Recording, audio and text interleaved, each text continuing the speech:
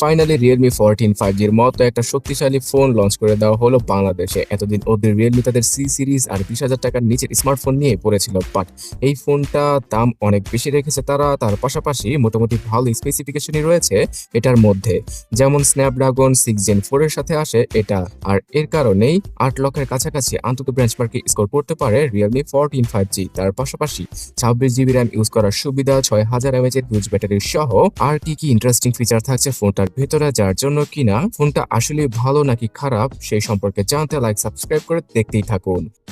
পুরোপুরি গেমিং একটা device use করা হয়েছে এবার Realme 14 5G তে। এই ফোনটাতে পাওয়া যাবে IP68 এবং 69 এর ওয়াটার আর ডাস্ট রেজিস্ট্যান্ট। তো 2.5 মিটার পানির নিচে 30 মিনিট পর্যন্ত সার্ভাইভ করতে পারবে এই ডিভাইসটি। সিলভার, টাইটানিয়াম অথবা পিঙ্ক এই বেশ কয়েকটা কালারের সাথে আসে Realme 14 5G টা মার্কেটে। 196 গ্রাম ওজনের সাথে আসা এই ফোনটার থিকনেস 8 মিলিমিটার, তো মোটামুটি পাতলা। এই ফোনটার ভেতরে আবার 6000 mAh এর হিউজ ব্যাটারিকে ইউজ করেছে Realme।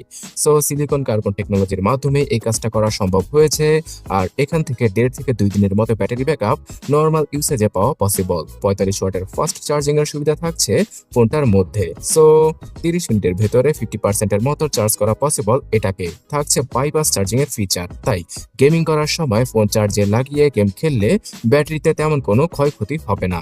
আর বক্স কন্টেন্ট হিসেবে 45 ওয়াটের charging brick, USB Type-C data cable, sim ejector tool সহ একটা ভালো মানের টিপু কেসকে দিয়ে দিয়েছে তারা। সো এই তো ছিল বক্স কন্টেন্ট। 6.67 ইঞ্চি সাইজের স্ট্যান্ডার্ড কোয়ালিটির অ্যামোলেড ডিসপ্লেকে ইউজ করা হয়েছে Realme 14 5G তে। থাকছে 120 হার্টজের রিফ্রেশ রেট, 2000 নিটসের পিক ব্রাইটনেস আর HDR কন্টেন্ট দেখার সুবিধা। ফুল HD রেজলিউশন থাকায় মোটামুটি শার্পই মনে হবে বাজেটের মধ্যে এই ফোনটি। বাট একটু দাঁড়ান, ফোনটার প্রাইসিং সম্পর্কে জানলে আপনাদের চোখ কপালে উঠবে। সো প্রাইসিংটা একটু পরে জানাচ্ছি, তার আগে এর পারফরমেন্সটাকে এক্সপ্লোর করা যাক। কোয়ালকম স্ন্যাপড্রাগন 6 Gen 4 এটা কিন্তু আসলে ভালো মানের একটা শক্তিশালী প্রসেসর। অ্যাড্রিনোর 810 এর মতো চিপু থাকছে এখানে। তার পাশাপাশি 2.3 GHz ক্লক করা এই চিপসেটটি অন্তত বেঞ্চমার্কে 8 লক্ষের কাছাকাছি স্কোর করতে পারে। এই ডিভাইসটার ভেতরে পাওয়া যাবে UFS 3.1 ক্যাটাগরির ইন্টারনাল মেমোরি, তাও আবার 256 GB। 12 GB র্যামের সাথে আসা এই ফোনটাতে আরো 14 GB র্যামকে যুক্ত করে মনে মনে 26 GB র্যাম পর্যন্ত ইউজ করা পসিবল, যেটা কিনা টুকটাক মাল্টিটাস্কিং এর কাজে আসতেও পারে। এবং গেমিং এর কথা বলতে গেলে 60 FPS এ PUBG'র মতো গেম পানির মতো চলে। 90 FPS এর আউটপুটও দিতে পারে Realme, এবং এখানে জেনশন ইম্প্যাক্টের মতো গেমগুলো আপনারা খেলতে পারবেন কিছুটা লো সেটিংসে রেখে। তাছাড়া রেগুলার লাইফ ইউজ করার ক্ষেত্রে আমার মনে হয় না যে আগামী 3 বছর কোনো প্যারা খেতে হবে এটাকে নিয়ে। এটা দ্বারা ভিডিও এডিটিং করেও মজা পাওয়া যাবে। Android 15 এর সাথে আসা Realme UI 6.0 এর সাথে পেয়ার করা হয়েছে এটার সফটওয়্যারকে। তো এখানে AI রিলেটেড বেশ কিছু ফিচার রয়েছে, যেমন magic eraser, circle to search আর টেক্সট সামারি সহ আরো ইন্টারেস্টিং কিছু ফিচার। তবে যে জিনিসটা ভালো লাগেনি সেটা হচ্ছে গিয়ে পচা পচা অনেকগুলো অ্যাডস আর ব্লোটওয়্যার, যেগুলোকে রিমুভ অথবা আনইনস্টল করার পরও কিছু না কিছু থেকেই যায়। তো Realme তাদের UI কে একদম বস্তি বানিয়ে ফেলেছে, যেটার জন্য অনেকেই কমপ্লেন করে থাকে। 50 মেগাপিক্সেলের মেইন ক্যামেরা সেন্সরটা পাওয়া যাবে ফোনের পেছনে, আর সামনে রয়েছে 16 মেগাপিক্সেলের সেলফি। তো বাজেটের মধ্যে ক্যামেরাটা একদমই অ্যাভারেজ থেকে বিলো অ্যাভারেজ টাইপের। 4K 30 FPS এর অপশন রয়েছে ভিডিওগ্রাফিতে, আর OIS থাকায় মোটামুটি ভালো লেভেলের স্টেবল ভিডিওগুলো শুট করা পসিবল এই ফোনটা দ্বারা। বাট ক্যামেরার কোয়ালিটি আরো কিছুটা বেটার হতে পারতো।